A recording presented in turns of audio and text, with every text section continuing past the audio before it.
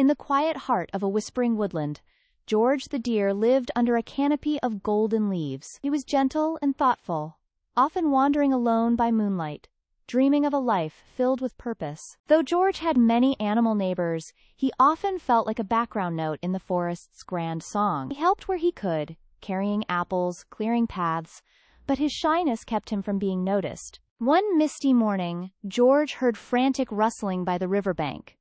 A small bird had fallen and couldn't fly. With no hesitation, George used his antlers to lift the bird to safety and covered it with warm leaves. The bird chirped in gratitude, calling George a hero.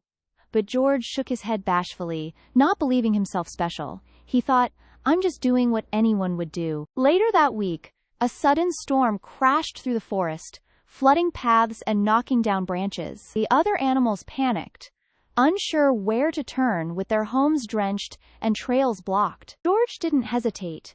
He trotted from den to den, guiding families to higher ground, using his body to shelter the smallest creatures from the rain. When the storm passed, the animals emerged to find George soaked and exhausted, but smiling. They gathered around him, whispering tales of his bravery spreading like wind through the trees. Still, George didn't see himself as brave. "I just did what had to be done," he'd say. But inside, a small flame of confidence began to flicker. One evening, a caravan of lost squirrels entered the forest, seeking shelter and food. No one knew them, and the forest animals were unsure if they should help. George stepped forward. "Everyone deserves a place to rest," he said softly. He led the squirrels to a hidden grove, where berries still clung to branches, and the ground was soft with moss. The squirrels, grateful and surprised, shared songs from their own land that made the trees sway and hum. For the first time, George stayed and listened, feeling part of something greater. Word of George's kindness traveled far. Birds carried tales in the sky. Soon, animals from other parts of the forest came to seek George's help or offer thanks. The forest elders gathered. "George," they said, "you have become the spirit of our woodland, kind, steady, and brave." George's ears twitched, and his eyes grew wide. He had never thought of himself that way. "Me?" he whispered. "But I'm just me." The elders nodded. "Exactly. And that's why you're special.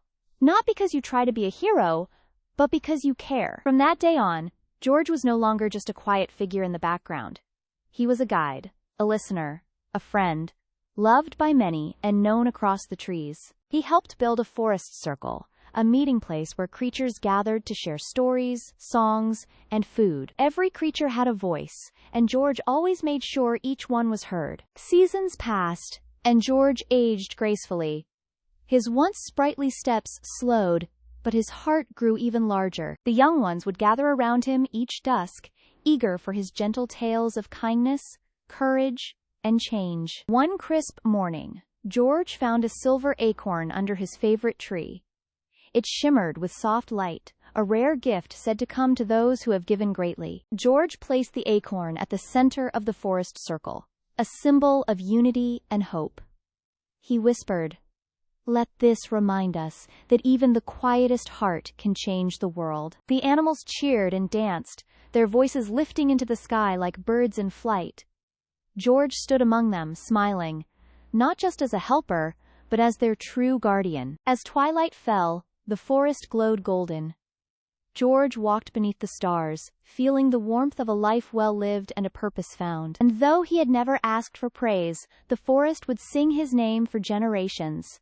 George the gentle, George the brave, George the deer who changed everything with kindness alone.